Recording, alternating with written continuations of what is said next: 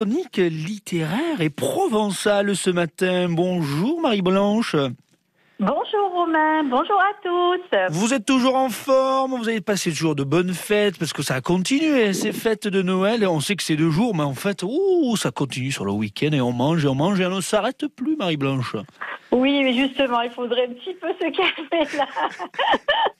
Donc on fait attention là. Ce week-end, on a fait attention. On reprendra un petit, on se réserve pour la semaine prochaine. Voilà, on fait attention à sa ligne, Marie-Blanche. Alors après Alain Viault, l'auteur ciotadin hier, aujourd'hui c'est 2 nouveaux auteurs que vous avez choisis, à commencer par Naïma Boursour, Voyage en ritournelle. Expliquez-nous tout ça.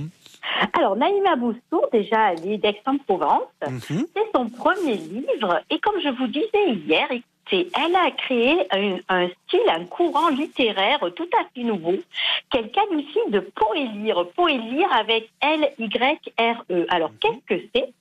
Eh bien, c'est un peu inclassable dans le sens où ce n'est ni un recueil de poésie, ni un roman, mais le mélange des deux. Alors, attention, pas n'importe quel mélange. C'est une continuité, une fusion délicate des deux genres. Le texte glisse doucement vers le poème et puis ensuite, le poème devient subtilement le texte.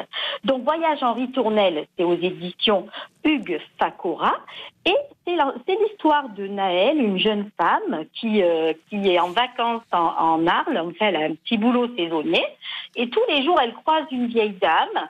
Un jour, elle va à sa rencontre et cette vieille dame va lui conter ses voyages et va surtout aussi lui donner l'amour de la poésie.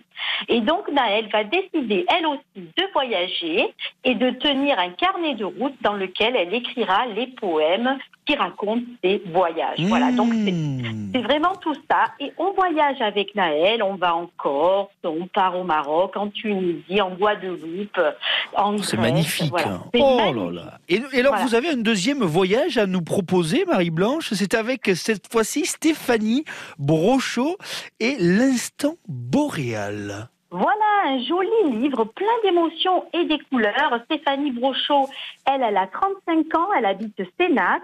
C'est son deuxième recueil de poésie. Elle est passionnée de poésie depuis l'âge de 13 ans et elle appartient désormais à la Société des poètes français. Alors, dans ce petit livre de 140 pages, chaque page, vous avez beaucoup d'émotions, de couleurs. Il y a de l'imaginaire, de l'amour, de la mélancolie, de l'espoir. Tous les mots résonnent en délicatesse. Une vraie mélodie littéraire qui nous transporte entre le rêve et la réalité. Il y a aussi de l'humour, parfois de la colère. Une belle série de poèmes dans un petit format que vous pouvez toujours mettre partout, dans un sac, dans une sacoche, et à lire à peu près dans les transports en commun, pourquoi pas, en attendant le médecin, ou de temps en temps, quand on en a un petit moment, on s'imprègne d'un poème. Écoutez, on ne peut pas en ce moment se toucher, se caresser, ni s'enlacer.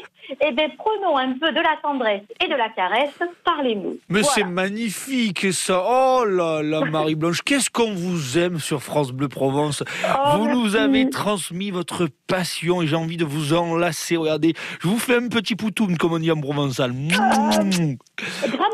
Gramassi, eh oui. Bon, écoutez, Marie-Blanche, merci beaucoup. Passez une très très belle journée. On vous retrouve très vite sur France Bleu Provence. Oui, à très bientôt et bonne journée à tous. Bonne journée, Marie.